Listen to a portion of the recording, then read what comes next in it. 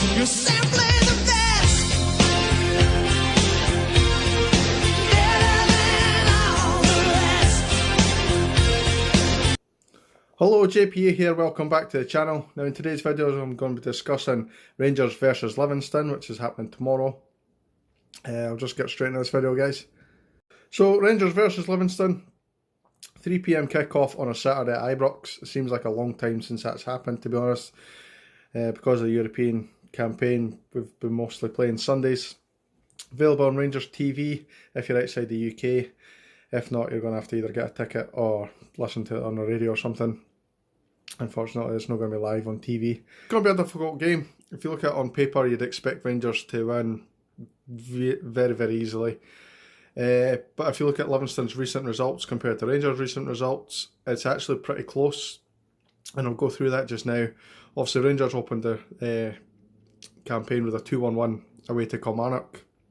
And that was obviously a tight game for us, and we scored in the last minute to get the 3 points. Next game in the second game, we beat Hibs 6-1. Really, really good performance.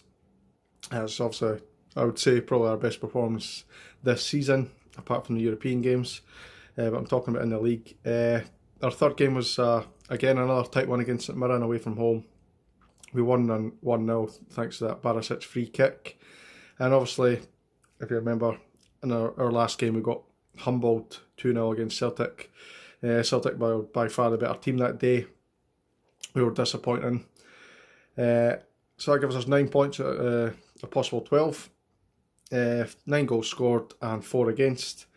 If you look at Livingston, they opened their account 0-0 at home to Motherwell. Decent result for them. Motherwell had a good time. Hard to break down. I'm pretty sure actually somebody missed a penalty in that game. So it's a good point for them. Away to St Johnstone 2-2. Again, another good result for them. This game was a real thriller. Livingston went 2-0 up. St Johnstone battled back to 2-2. And then Livingston missed a penalty very late on to win the points. A point away from home was a pretty good result. They then went to Ross County up at Dingwall. Very difficult place to go, and won 4-1. Very comfortable. And the last home league game, 2-1 against St Mirren. Another 3 points. So we're buzzing with confidence with that. And they've scored 8 goals, conceded 4, and got 8 points. So when you look at that, we're only a point in front of Livingston. Only scored 1 more goal than them, and conceded the exact same amount of goals. So when you look at it like that, it is pretty close. Obviously, we've got the better team on paper. But Livingston have started the season very, very well. You could probably argue they've started this season better than they started last season. So obviously they opened last season with a 3-0 defeat to Celtic away from home. This time they're unbeaten. So they've got one over on us on that. We've obviously been beaten by Celtic. My prediction for this is it's actually going to be Rangers 3, Livingston 0. I know that kind of contradicts what I've been saying about Livingston being a good team. Particularly away from home, they've got some really good away results.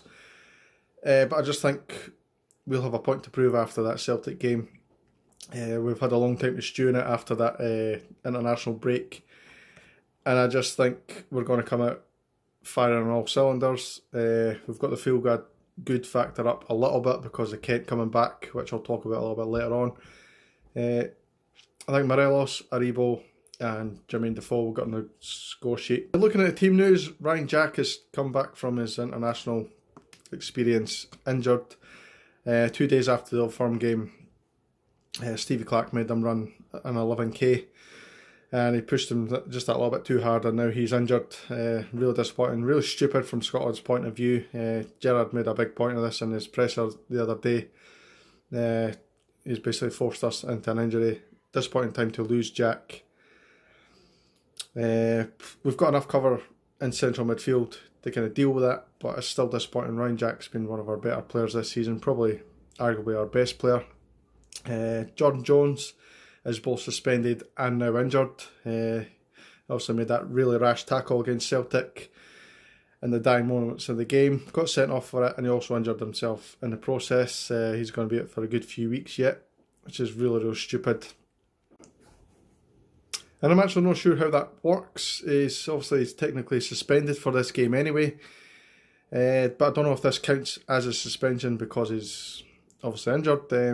It's kind of like when you're at work you get sick and you're on your holidays, you technically should be getting your holidays back for that. So I'm really not sure how it works with this. I've never seen this before, to be honest.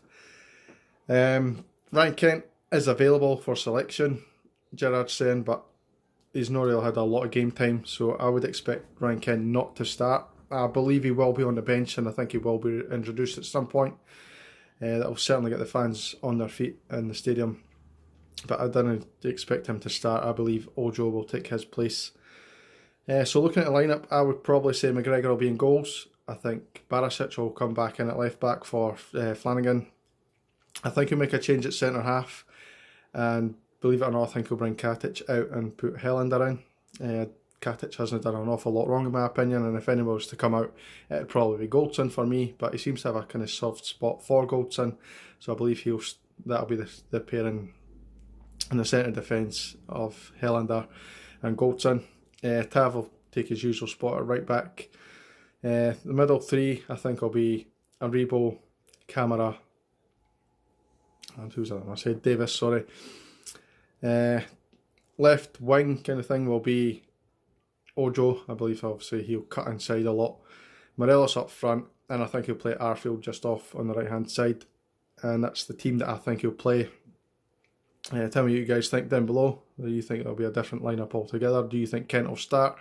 For me, I just don't think he's fit enough to start this game, but I genuinely believe we'll see him at some point. So that's pretty much the video done, guys. I was going to come out and talk about, there's a couple of things I could have talked about. I could have talked about international stuff. I just left the whole international scene for the whole week because I've really not got much interest for the national team right now. Well done, obviously, to Aribo. He scored the other day for Nigeria. Well done to him on his debut. I want to kind of add that one in.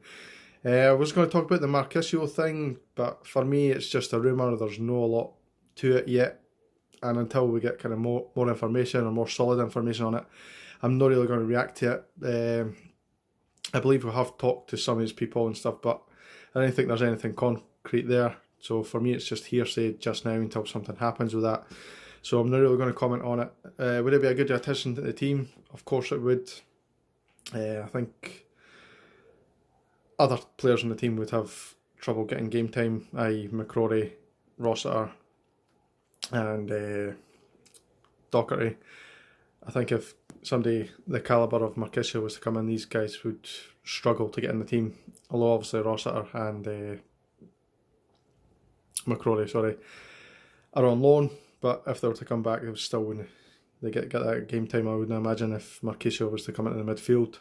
But as I say, I don't really think it's going to happen, so it's not really worth talking about, to be honest. I think there are actually other areas that we need to strengthen, i.e. fixing the left back position, because we've got two or three decent left backs, but I wouldn't say there's a standout left back between the three of them. Right wing seems to be an issue for me. The only player we've actually got that plays right wing is Stewart. We've got Ojo who can play there. Arfield can play there as well. But for me, we didn't have that player that can go past a player like we do on the left. We've got obviously Jones. We've now got Kent back. We've got Brandon Barker coming as well, who can play on the left hand side, who can go past people. We didn't really have that on the right hand side. We had Candeas, and for me, I think it was a big mistake to let him go. We should have fought harder to keep him. I kind of think when Ojo first came in, it looked like he was going to play every minute of the season, and Candice wasn't going to get a look in. I don't believe that's the case now. I think with injuries and the fact that Hasty and Middleton have now gone on loan, there was space for Candice in the team, and I believe that he probably could have made a difference on that right hand side, particularly with his delivering his work rate. So I'm now just going to wrap the video up. Thank you very much for the new subscribers. Welcome to the videos, and hope you stick around for every video and not just the Celtic ones that seem to be more popular. If you're new to the channel, please subscribe, and thank you very much for watching the video, and I will see you in the next video. Cheers, guys.